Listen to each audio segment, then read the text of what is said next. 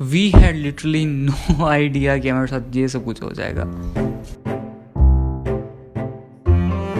So this is me and this is Hamad. Last week मैं और हमाद मुगीस के घर की ओर गए क्योंकि मुझे हॉर्स राइडिंग करनी थी। सो मैंने अपनी बाइक उठाई, मैं जा पहुंचा हमाद के घर और वहां से मैंने हमाद को उठाया और हम मुगीस के घर जा पहुंचे। और कुछ ही टाइम बाद मुगीस का भाई निकला। उसने कहा कि मुगीस तो घर पे नहीं है और वो गए दरिया की ओर घोड़ा भगाने। तो हमने कहा चलो सही है।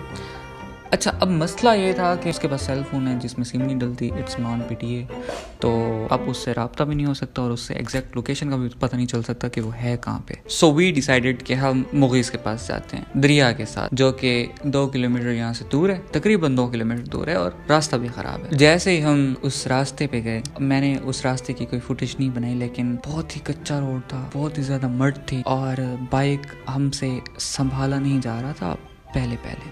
लेकिन आपके भाई की जो है वो ड्राइविंग स्किल्स तो बहुत अच्छी हैं। I use to practise it a lot. अपने गांव में, वो भी एक रेतीला इलाका है, चलाना ज़्यादा होता था मिट्टी में बाइक, तो वहाँ से कुछ ना कुछ प्रैक्टिस हो गई थी कि कैसे हम मिट्टी में बाइक को हैंडल कर सकते हैं और हम मिट्टी में बाइक को कैसे स्मूथली चला सकते हैं। देयर आर सम टिप्स जो कि मैं आपको देना चाहता हूँ और जो कि आपके काम आएगी, कभी ना कभी आ जाए अगर आपका ज़्यादा कांटेक्ट है लाइक ऐसे रास्तों के साथ। It's a like most underrated thing. दुआ दोगे आप लोग मुझे। टिप नंबर 1, जब आप बाइक चला रहे हो ऐसे रास्ते पे, आपने पैनिक नहीं करना। जिस टाइम आप पैनिक करोगे उस टाइम आपका बाइक जिगजैग होगा और द नेक्स्ट मोमेंट ये तो पलट आप गिर जाओगे बाइक से।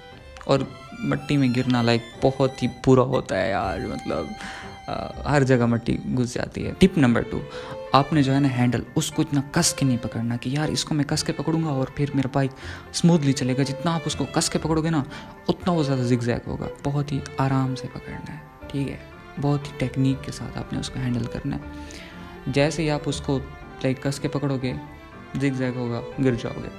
टिप नंबर 3 ये है कि आपने ना जो मोस्ट इम्पॉर्टेंट टिप है वो ये है कि आप अपने बाइक को कुछ ज़्यादा एक्सेलरेट करो और उसके बाद जो है जो पिछली ब्रेक है ना उसको प्रेस करते जाओ।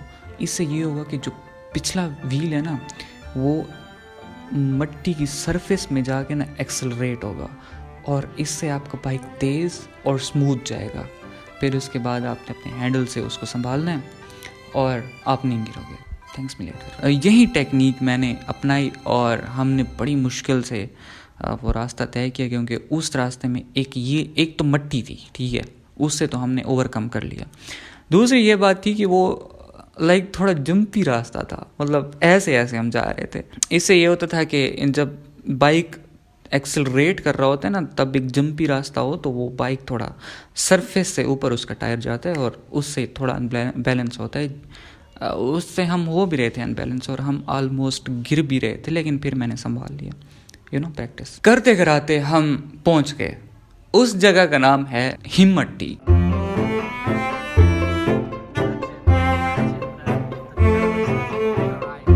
तो वहां पे लाइक हम पहुंचे, हमारे सारे कपड़े खराब हो चुके थे, हमारे जो शूज थे उसमें सारी मिट्टी थी। हमारी ये हालत हो गई है शूज कपड़ों की।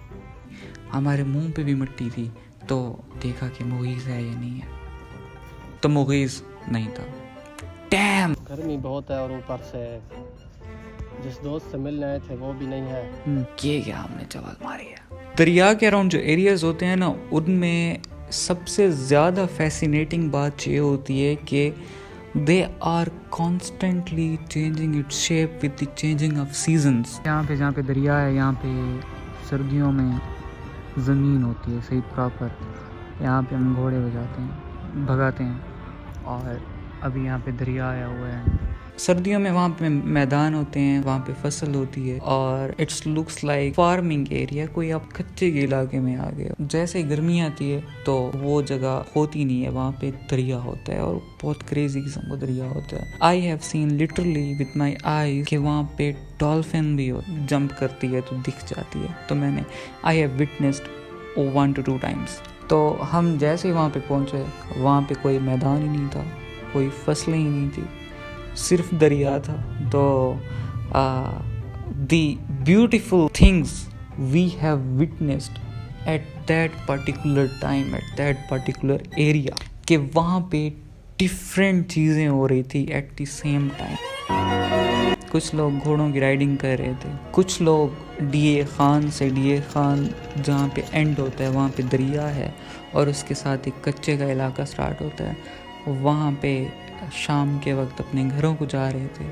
और कुछ लोग जो है वहाँ से गंदम डीए खान में कश्तियों के थ्रू अनलोड कर रहे थे। इतना कोई खूबसूरत सनसेट था ना, इतना कोई खूबसूरत सनसेट था। और हम ठहर गए कि यार इसको पहले सेट होने दो, फिर हम वापस घर जाएंगे। Look at the sunset, man. Wow.